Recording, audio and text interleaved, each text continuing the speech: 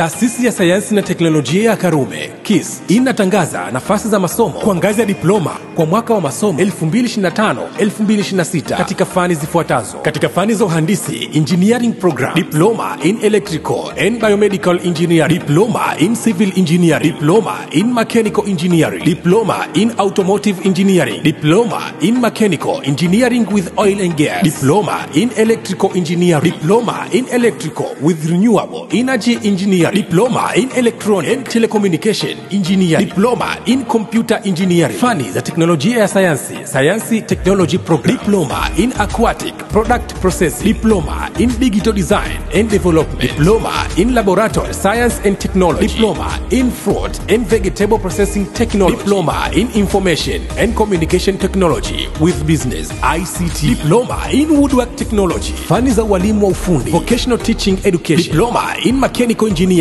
with technical and vocational teachers education, diploma in electrical engineering with technical and vocational teachers education, diploma in civil engineering with technical and vocational teachers education, diploma in automotive engineering with technical and vocational teachers education. Jinsi ya kufanya maombi: tembelea website yetu ya chuo www.kist.ac.tz. Kwa mawasiliano zaidi piga simu namba 0712149518 au 0655460732 au 0772332556. Nyote mnakaribishwa.